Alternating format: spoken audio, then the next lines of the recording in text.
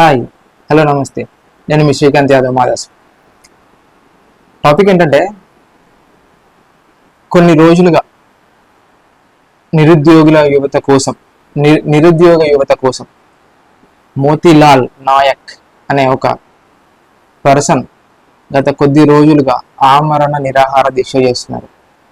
అది చాలా మందికి తెలిసి ఉండకపోవచ్చు, బట్ ఇది నిజం. అండ్ దీనికి గల కారణాలు ఏంటో ఒకసారి చూద్దాం. ఎప్పుడైతే కాంగ్రెస్ ప్రభుత్వం తన హామీలు ఏదైతే మీరు చెప్పారో 2 లక్షల ఉద్యోగాలు ఇస్తాము, మెగా డిఎస్సి, యూత్ డిక్లరేషన్ అని చెప్పి ప్రియాంక గాంధీ గారు ఇక్కడికి వచ్చినప్పుడు చెప్పారు కదా, మరి ఇన్ని రోజులు అవుతున్నా కూడా తెలంగాణలో ఎన్ని ఎగ్జామ్స్ కండక్ట్ చేయడం జరిగింది చెప్పండి ఒకసారి. నిరుద్యోగ భృతి 4,000 ఇస్తామన్నారు, ఇచ్చారా?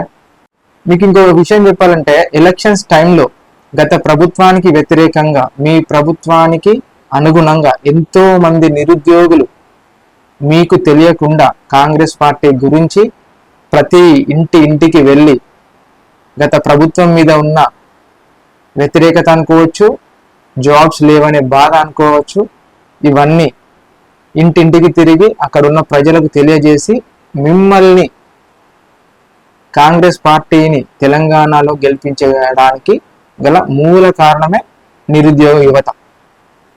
మీరు అట్లాంటి వాళ్ళని మీరు ఇప్పుడు పక్కన పెట్టడం అనేది జీర్ణించుకోలేని విషయం. ఎందుకంటే మీరు చెప్పిన ఏవైతే ఎలక్షన్స్ టైంలో మీరు ఇచ్చిన హామీలే కదా ఇవి, సపరేట్గా ఏం అడగట్లేదు కదా, మీరు ఇచ్చిన హామీలనే వాళ్ళు అడుగుతున్నారు. అది కూడా ఇప్పటి వరకు మీరు చేయలేదు.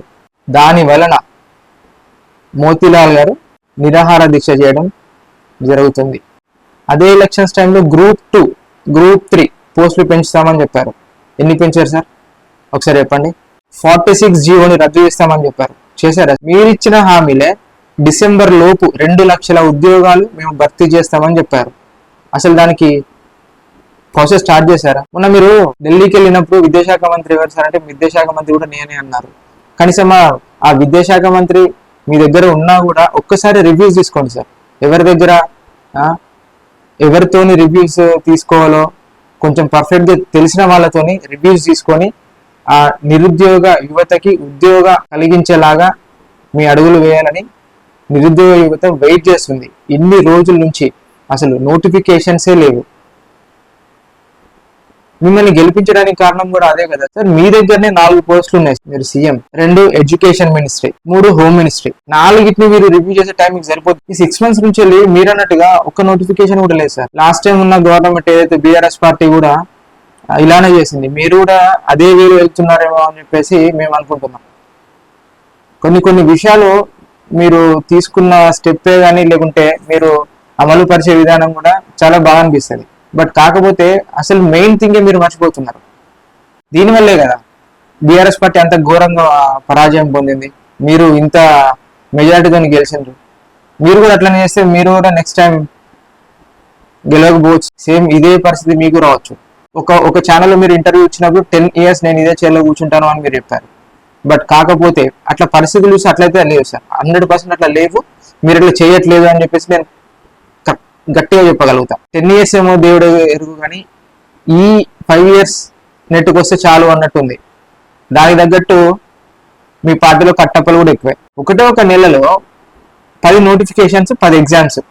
కనీసం గ్యాప్ ఉండాలి కదా సార్. ఒక 20 days ప్రిపేర్ అవ్వడానికి మినిమం ఒక 10 days, 15 days గ్యాప్ కూడా ఇవ్వకుండా 1 month లో మీరు ఒకటేసారి 10 notifications రిలీజ్ చేసి అదే ఎగ్జామ్స్ కంటిన్యూ అవుతాయనంటే చదివేటోడు ఎట్లా చదవాలి? అసలు దాని సిలబస్ చూసుకోవడానికి కనీసం 2-3 రోజులు పడతారు ఈజీగా. అసలు ఆ సిలబస్ మీరు ఇచ్చిన సిలబస్ అసలు ఆ సిలబస్ కరెక్ట్ గానే ఉందా మీరు పెట్టే ఎగ్జామ్స్ కి? అసలు చెప్పండి. ఇంత చిన్న టైంలో దాదాపు అన్ని ఎగ్జామ్స్ పెడితే వాళ్ళు చదువుకోవడం చాలా కష్టమైంది కదా. మళ్ళీ ఏమంటే మేము రిలీజ్ చేసేసినాం, ఆల్రెడీ నోటిఫికేషన్స్ ఇచ్చేసినాం అని చెప్పడం ఎందుకు? వాళ్ళు ఎట్లా పార్టిసిపేట్ చేయాలి, ఎగ్జామ్స్ ఎట్లా రాయాలి?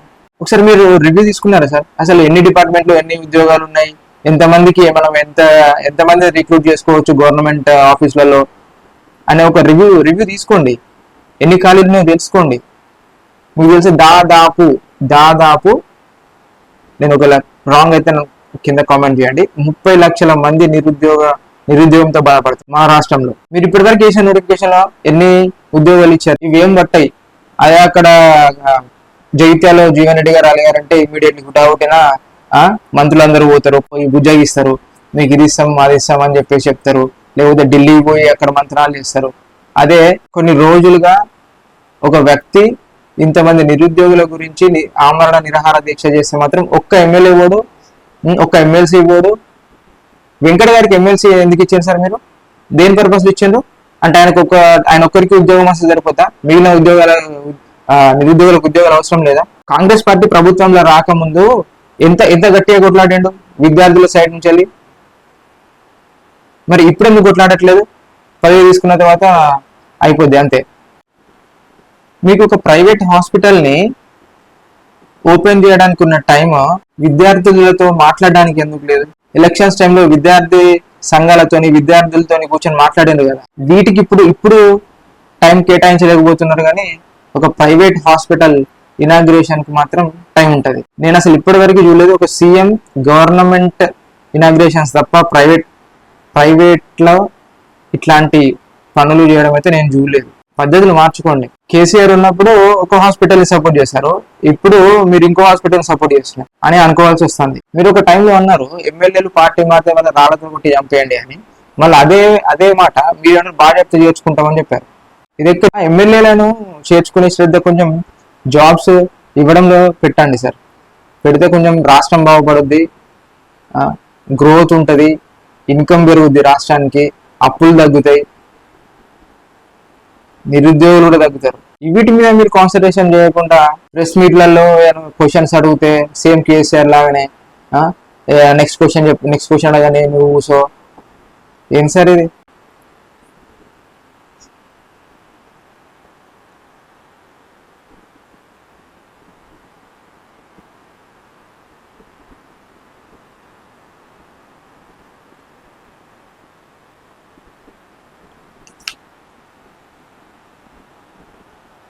మీరు ఏదైతే చెప్పి ప్రభుత్వాన్ని స్థాపించారో అదే కదా వాళ్ళు కూడా అడిగేది. వాళ్ళు ఏమడుతున్నారు? వాళ్ళకి జాబ్స్ కావాలని అడుగుతున్నారు. ఇన్ని రోజుల నుంచి ఒక జాబ్ క్యాలెండర్ లేదు, కనీసం ఇప్పటికైనా జాబ్స్ ఇవ్వండి అనే కదా. 10 సంవత్సరాల నుంచి వెళ్ళి ఒక్కొక్కడికి ఏజ్ బార్లు అయిపోయి ఇంట్లో ఏం చెప్పాలో తెలియక అదే రోడ్ల మీద కూలినాలి పనులు చేసుకుంటున్నారు. నేను అది కూడా చెప్పగలుగుతాను, మోతీలాల్ నాయక్కి ఏం జరగకుండా చూసుకోండి, లేకుంటే పోయి కలవండి. ఏదైనా ప్రాబ్లం ఉంటే చర్చలతోనే క్లియర్ అవుద్ది, పోయి కలవండి. లేకపోతే ఒకవేళ కనుక ఆయనకి ఏమన్నా అయితే మాత్రం ఇక్కడ మళ్ళీ ఒక తెలంగాణ మూవ్మెంట్ ని చూస్తారు అని చెప్పేసి నేను అనుకుంటున్నాను. ఇది ఇలానే కొనసాగితే నెక్స్ట్ గవర్నమెంట్ కూడా రాదు. నేను చెప్పినా కదా, మీరు 10 years అదే కుర్చీలో కూర్చుంటా అన్నారు కానీ 5 years కు పరిమితం చేసేస్తారు. మీరు ఇచ్చిన 6 గ్యారంటీలలో మనీ మేము పెట్టుబడి పెట్టి నిరుద్యోగులని ఇండస్ట్రియలిస్ట్ గా బిజినెస్ మ్యాన్ గా చేస్తామని చెప్పారు. ఇది ఎంతవరకు వచ్చింది? అసలు ఇది ప్రాసెస్ అవుతుందా? అసలు ఇది ఒక ఉంది అని ఈ యొక్క హామీ మేము ఇచ్చామని చెప్పి మీకు గుర్తుందా సార్?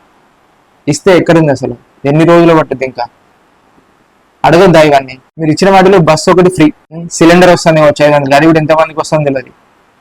ఇవి 2 ఇస్తే మళ్ళీ మీరు ప్రభుత్వం స్థాపించలేదు. ఉద్యోగాలు, నోటిఫికేషన్స్ కంపల్సరీ. ఎవరి కాళ్ళ మీద వారు నిలబడే శక్తిని గవర్నమెంట్ కంపల్సరీ ఇవ్వాల్సింది. అది జాబ్స్ పరంగా అయినా సరే, లేకపోతే బిజినెసెస్ చేసుకోవడానికి వీలుగా ఉండే లోన్స్ ఇవ్వడానికి అయినా సరే. అప్పుడే కదా గవర్నమెంట్ కి మంచి పేరు వస్తుంది, రాష్ట్రానికి కూడా. డిసెంబర్ దాటిన తర్వాతనే అందరూ పోయి 2 లక్షలు తీసుకోండి అని చెప్పిండు రైతులకి. రుణమాఫీ ఏది అంటే చేస్తామన్నారు. లాస్ట్ గా అందరూ ఇక మీద పడుతున్నారు, అపోజిషన్స్ అయినా కానీ వీళ్ళైనా కానీ అని. August 15 లోపు క్లియర్ చేస్తామని చెప్పాను. అలా తీసుకున్న రైతులు నేను చూసా ఒక వీడియో, గవర్నమెంట్ బ్యాంక్ వాళ్ళు వచ్చి తన ల్యాండ్ పేపర్స్ ని తన చేతుల నుంచి గుంజుకొని బలవంతంగా సంతకం చూపించుకొని పోయాను. దానికి ఎవరు సార్ రెస్పాన్సిబిలిటీ? కనీసం అక్కడ ఉన్న కన్సర్న్ ఎమ్మెల్యే కనీసం పోయి మాట్లాడిన ఎమ్మెల్యే వద్దు, ఆ గ్రౌండ్ లో ఉన్న లీడర్ వెళ్ళి మాట్లాడినరా? పోనీ ఆయనకి ఇప్పించిండ్రా ఆయన భూమిని? ఆయనకి ఎంతమంది రైతులు ఇంకా భూములు పోగొట్టుకోవాలి? వృద్ధాప్య పింఛన్లు ఇక్కడ పోయినేమో ఎవరికి తెలియదు.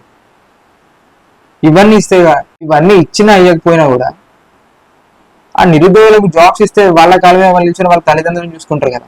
ఇవన్నీ ఎవడు అడగరు కదా. బేసిక్ విద్య, వైద్యం, ఉద్యోగం, వీటి గురించే కదా మీరు కూడా ఎలక్షన్స్లో ఎక్కువ మాట్లాడింది. అవే కదా, మరి అవే లేకుంటే ఇప్పుడు ఎట్లా?